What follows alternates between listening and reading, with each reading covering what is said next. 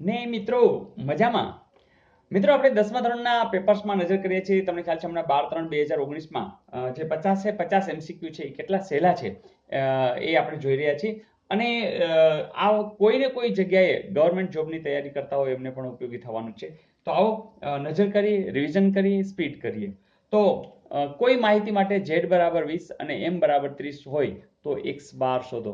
મિત્રો આપણે જાણીએ છીએ કે આ ત્રણેયનું કોમ્બિનેશન એટલે એક સૂત્ર કયું છે, યાદ છે ને? z બરાબર 3m ઓછા 2x બાર. તો મિત્રો આ સૂત્ર આપણે બરોબર યાદ જ છે. હવે જે વસ્તુ જ્યાં મૂકવાની છે તે મૂકી જ દઈએ.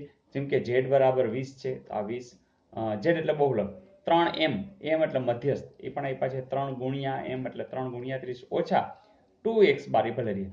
હવે જોજો ઓછા 2x બાર ના બાજુ લઈ આવી એટલે વત્તા 2x બાર થઈ ગયા. અને 30 તેરી 90 તો છે જ. જોજો આ 20 છે એને આપણે આ બાજુ લઈ આવશું એટલે કેવા થઈ જશે? ઓછા. હવે જોજો 90 માંથી 20 તો 70. તો 2x બરાબર 90 ઓછા 20 એટલે 70, પણ 2 છે આ બાજુ નીચે લઈ જશો, છેદમાં જશે, જવાબ આવશે 35. તો 35 છે એવો જવાબ તમને ક્યાંક આપ્યો જ હશે. આપ્યો છે? Yes, exactly. તો મિત્રો આવું પૂછાય. અને હવે તમને જ્યારે પૂછાશે તો આના માર્ક્સ તો કંઈ જવાના નથી. જોઈએ નેક્સ્ટ. મિત્રો પછીનો જે ક્વેશ્ચન્સ છે એમાં પણ બે ત્રણ વાત છે. જેમ કે m વત્તા x બાર બરાબર 22 છે, m ઓછા x બાર બરાબર 2 છે.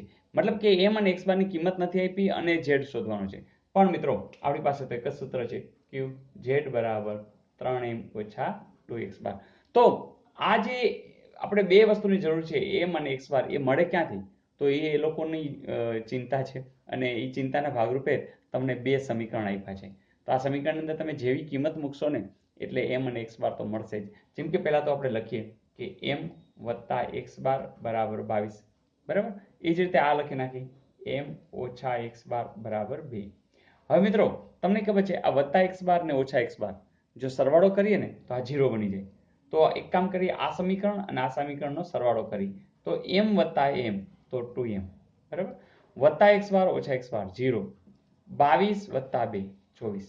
તો તમને m ની કિંમત મળી ગઈ. m ની કિંમત શું મળશે? આ 2 છે એ ગુણાકારમાં છે, આ બાજુ જશે તો ભાગાકારમાં. તો 12 છે એ કિંમત મળી. હવે જોજો કોઈ પણ એક સમીકરણમાં, જેમ કે m ઓછા x બાર બરાબર 2, આ એક જે સમીકરણ છે એમાં તમે m ની કિંમત ધારો કે અહીં 12 મૂકી દો તો શું થાય? તો ઓછા x બાર આ બાજુ લઈ આવી અને આમાં આ બાજુ લઈ આવી તો 12 ઓછા 2 ઓછા x બાર આ બાજુ તો વત્તા 12 ઓછા 2 એટલે તમે તરત કહેશો કે તો 10 થાય. તો તમને હવે જો હવે બે વસ્તુ જાણો છો, x બાર ની કિંમત એ જાણો છો અને m ની કિંમત પણ જાણો છો. તો હવે આપણી પાસે સમીકરણ તો છે કે z બરાબર શું? તો 3m ઓછા 2x બાર.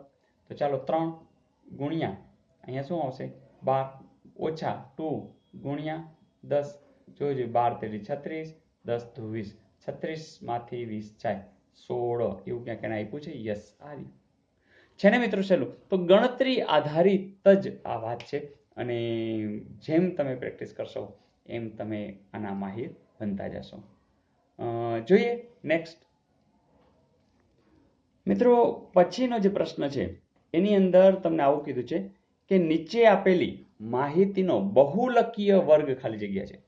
મિત્રો આપણે તો ઘણી વખત આવડો મોટો કોષ્ટક જોઈએ અને આટલી બધી વાત છે અને આપણે એમ થાય કે 1 માર્ક માટે હવે જવા દો ને, કેટલીક આની અંદર આપણે ગણતરી કરવી, આવો સ્વાભાવિક વિચાર આવી જાય.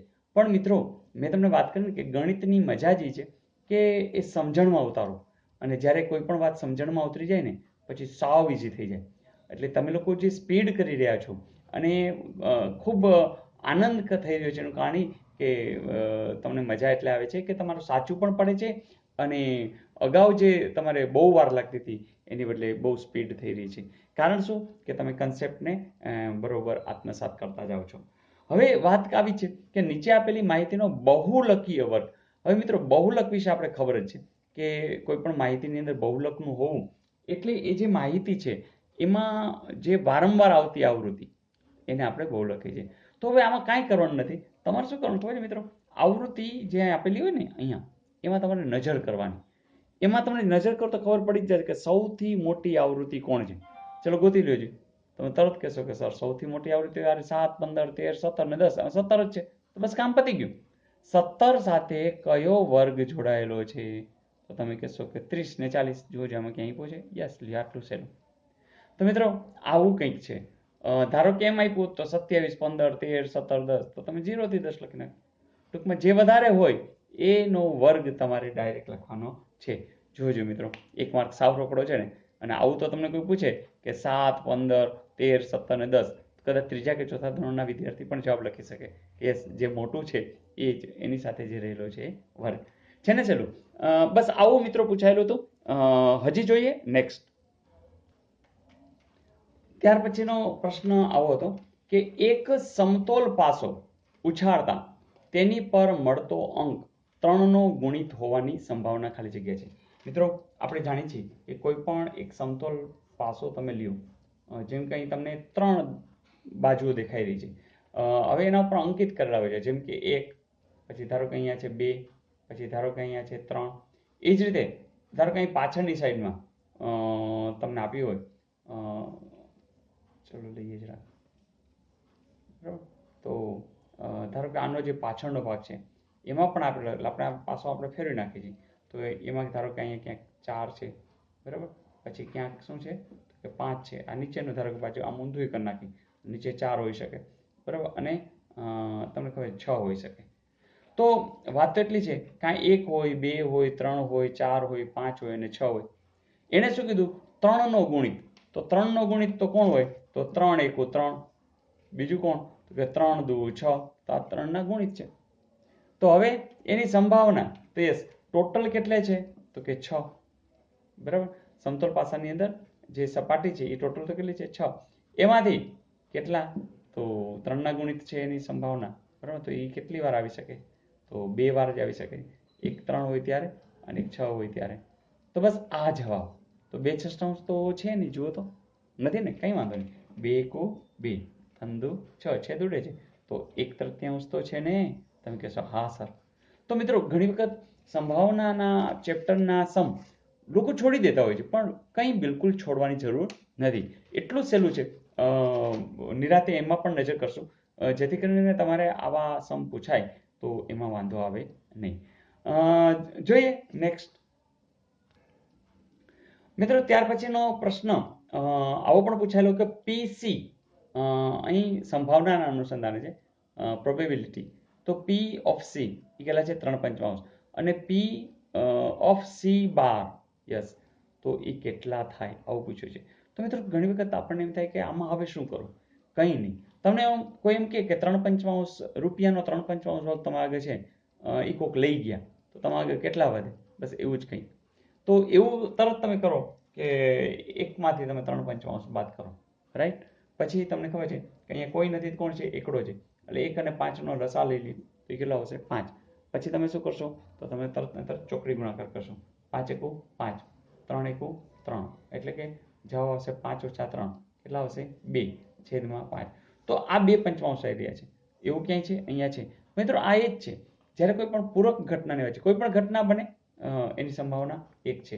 અશક્ય ઘટનાઓ છે તો એની સંભાવના 0, બરાબર ને. તો સિમ્પલ છે.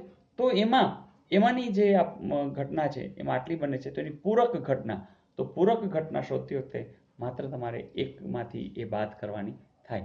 દાખલા તરીકે હવે બીજું એક લઈ કે 1/2 આપ્યું તો તમે મોઢે કહી દે 1 ઓછા 1/2, તો 1માંથી અડધું જાય, તરત કહી દે અડધું. ટૂંકમાં અહીંયા જે આપ્યું છે, ધારો કે 3/7 આપ્યું છે, કોઈ ટેન્શન નહીં. તમે શું કરશો? 1 ઓછા 3/7, તો લસા શું આવશે? તો 7 આવશે. તો 7 એકુ 7, 3 એકુ 3, 7માંથી 3 જાય તો શું આવશે? 4/7. તો અહીંયા ધારો કે તમને 3/7 આપ્યો તો પી ઓફ સી બાર કેટલો આવશે? તો એ આવશે 4/7. ટૂંકમાં કહેવાની વાત એ કે પૂરક ઘટના માટે કંઈ નથી કરવાનું, માત્ર 1માંથી બાદ કરી દેવાનું છે. ધારો કે અત્યાર સુધી તમને આવડતું નહોતું, કંઈ વાંધો નહીં, હવે તો આવડી ગયો ને. તો મિત્રો રાજી થાવ.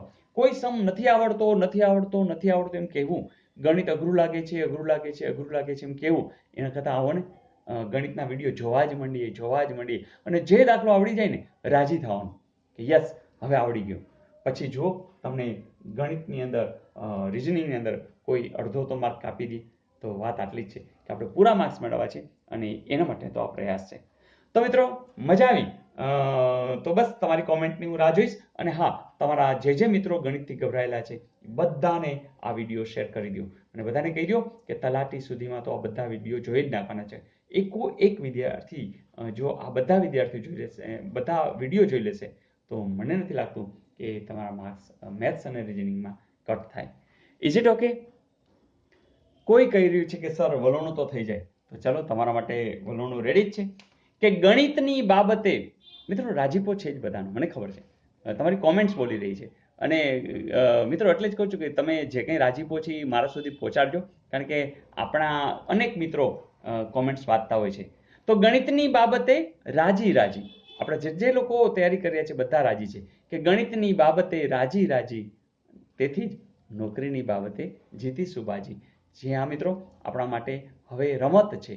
નોકરી મેળવવી એ રમત છે અને એ રમત આપણે કરતા રહીશું, રોજે રોજ કરતા રહીશું, કારણ કે રમવાનો ક્યારેય કોઈ દિવસ થાક આવતો નથી, થાક લાગતો નથી. તો મિત્રો, જરાય થાક્યા વિના સારું થયું કે સારો એવો સમય મળ્યો છે, તો એક એક દિવસની કિંમત સમજી કામ કરીએ, આગળ વધીએ, બીજાને પણ સાથે જોડીએ.